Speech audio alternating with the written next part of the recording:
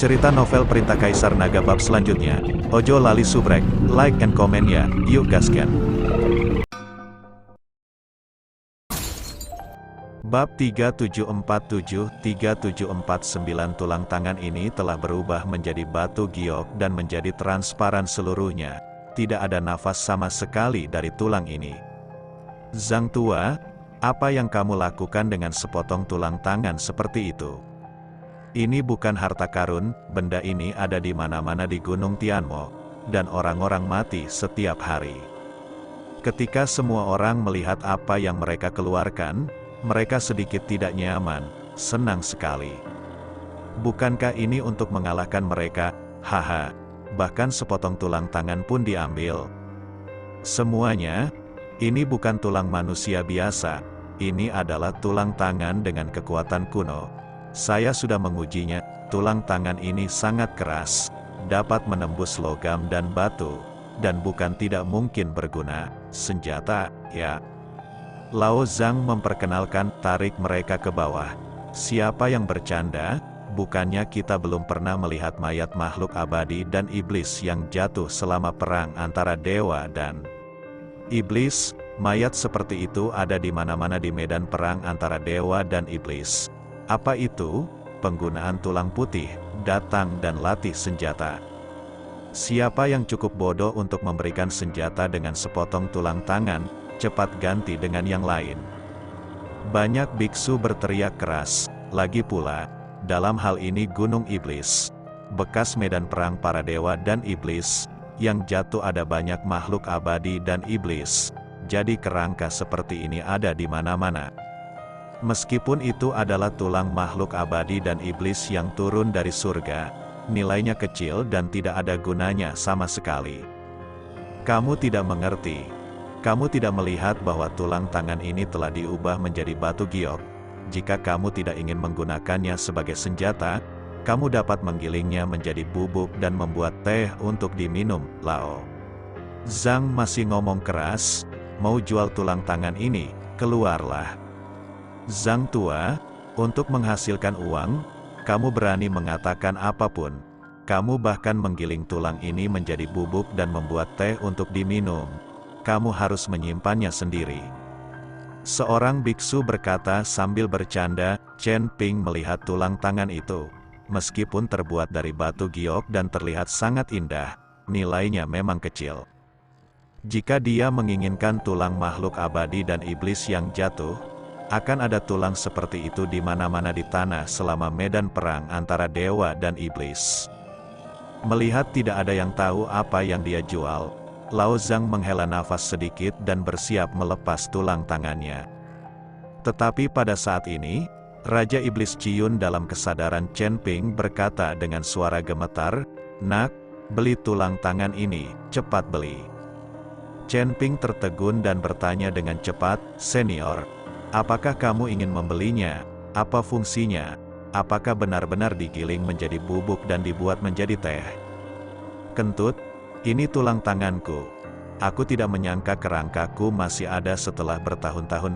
Jika semua tulangku bisa ditemukan, kelahiran kembaliku akan segera tiba." Raja Iblis Ciyun berkata dengan penuh semangat. Chen Ping tertegun sejenak. Dia benar-benar tidak menyangka bahwa tulang tangan ini adalah kerangka Raja Iblis Ciyun. "Apakah ini terlalu keterlaluan?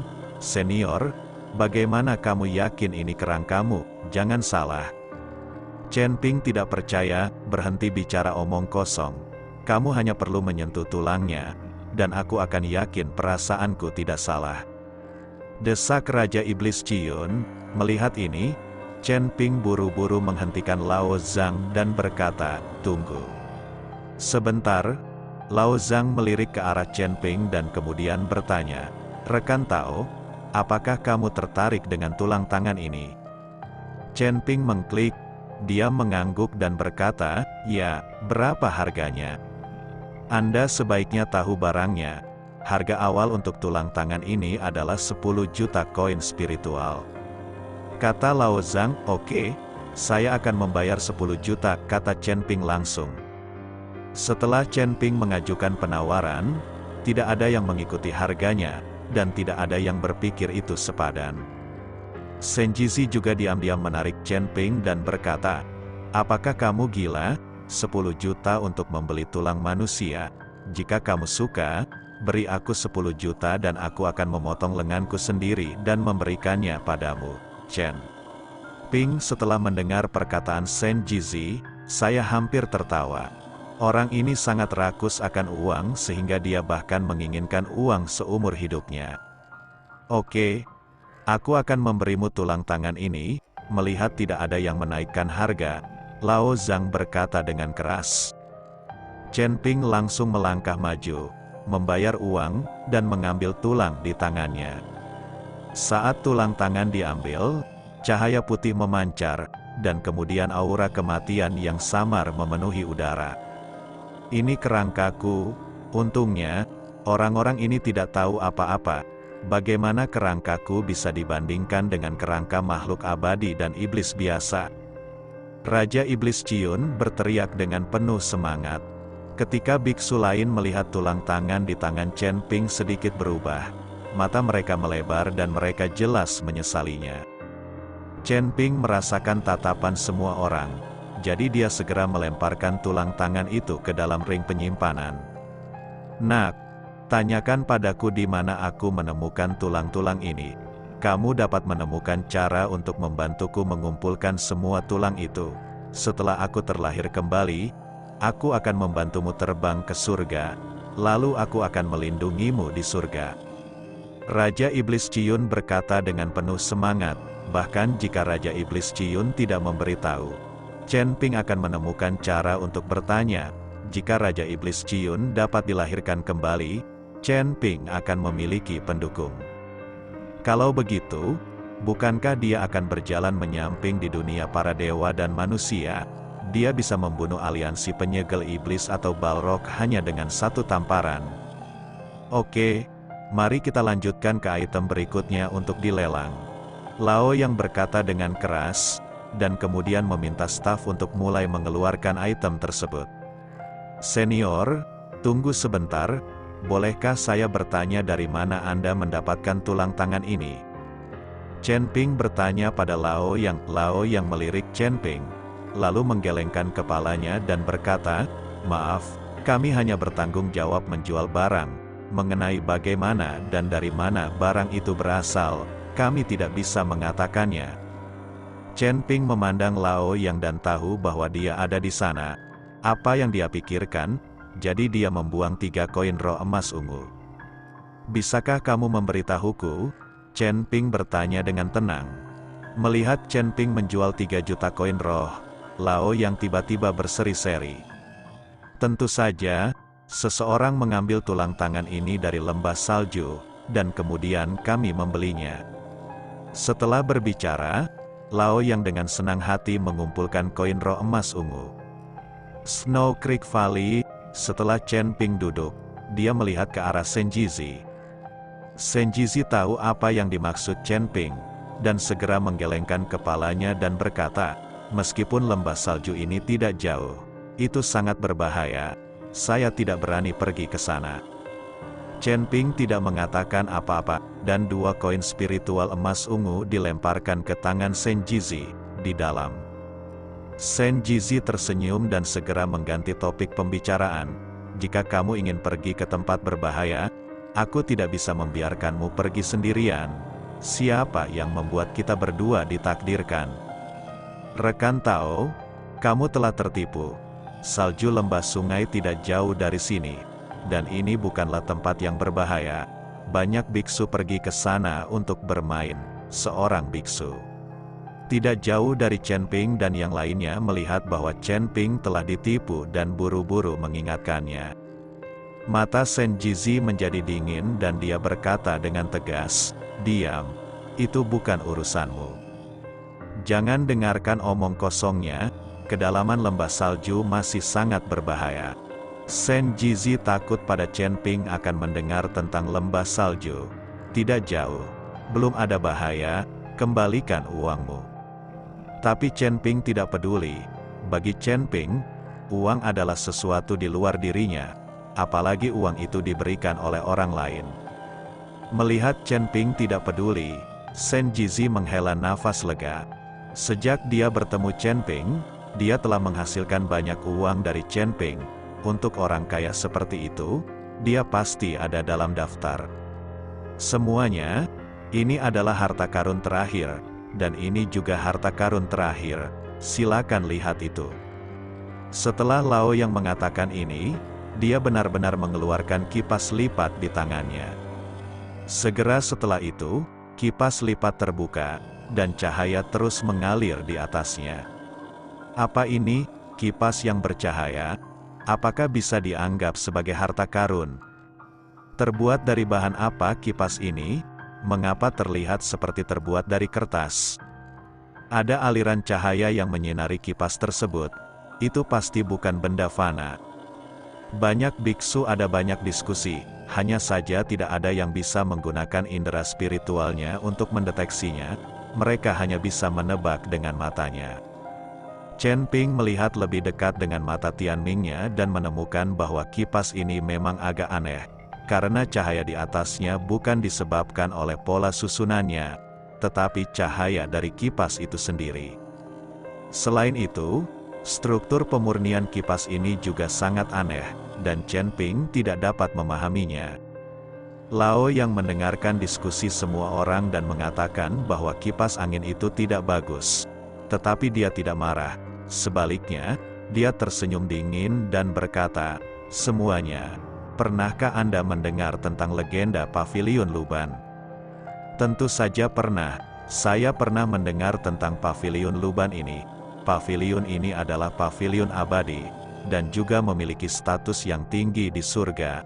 Terlebih lagi, Pavilion Luban ini pandai memurnikan senjata.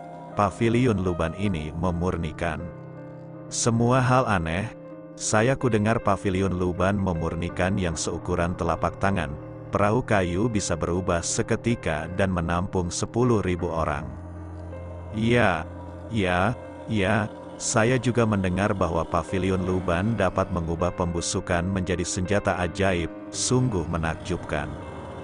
Banyak para biksu mendengar tentang Pavilion Luban dan semuanya berkata, "Bangunlah.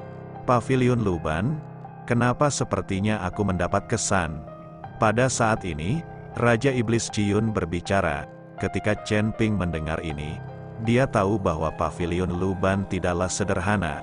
Raja Iblis Ciyun mendapat kesan bahwa itu pasti sekte dari surga.